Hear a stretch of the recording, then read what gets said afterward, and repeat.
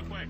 Yeah. The press can build you up, they can create your career and make you a huge star, but after that, they can also help your demise. And if you're not strong enough, it can be an awful way to go down.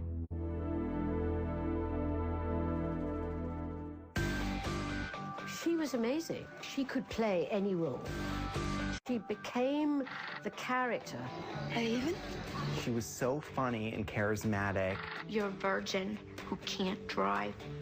She was an actress that really delivered. Don't make a lot of noise in the morning. I like to sleep late. She was very open and honest, silly, and this big personality that everybody could relate to in some way. You asking me out on a date, Jimmy Smith Jr.?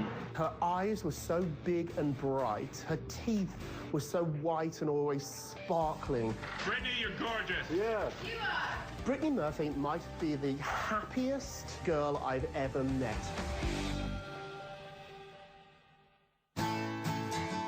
Brittany Murphy was born in Atlanta, Georgia on November 10th, 1977.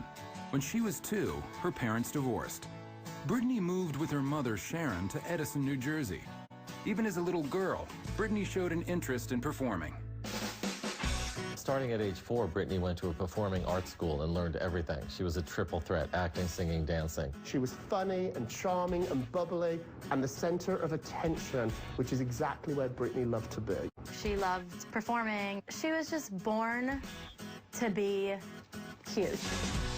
By age 13, Brittany had starred in local theater productions and had even landed a handful of TV commercials. Her childhood dream was actually earning money, and the young ingenue had bigger ambitions. She said to her mom, "I want to be a star, Mom, and we need to move to Hollywood." After she performed in 3 commercials in a single day, it was clear that Brittany had real potential. Her mom agreed to send Brittany to Los Angeles with a chaperone to try her luck in Hollywood. She's auditioning, and actually no one's biting. But she was determined, and she was able to then convince her mother to move with her to Hollywood. Brittany's career started cooking. She landed a recurring role on Drexel's Class, then she got one on Almost Home. She's on Murphy Brown, Blossom, Party of 5. God, you're such a lifesaver, Joel. And then the big role comes, and she appears in Clueless. The movie was a massive hit, but the Clueless star everyone was talking about wasn't Brittany. Alicia Silverstone was clearly pitted as a new teen star. Brittany was, in all fairness, heavier. It's my hips, isn't it? The part she was playing was the frumpy sidekick, and everybody during that filming, they were all in their 20s, and she was actually 15. So in contrast, it made her look even more awkward. By age 17, she'd made a minor splash in LA. But over the next 6 years, the majority of her roles were in mostly unsuccessful films such as The Prophecy 2 and Trixie. It wasn't until 2001 when 23-year-old Brittany took Hollywood by storm. The lesson that she did learn from Clueless was looking at Alicia, this skinny, sexy, successful leading lady. I think a little light went off in Brittany's head, almost like she figured out really fast that if she was going to be as successful as she wanted to be, her talent wasn't going to get it there alone. And so she lost weight, she dyed her hair. People are like, what is this? She's blonde, she was a different person. Brittany became a very hot commodity in Hollywood. Don't say a word. That was her stepping up to the plate of actually having a serious career as an actress. 8 Mile was a huge success. You live with your family?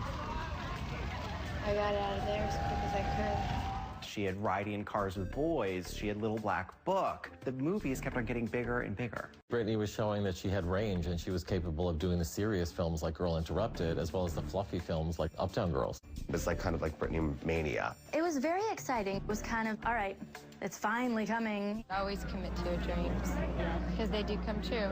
We're in America, baby. Have a nice day.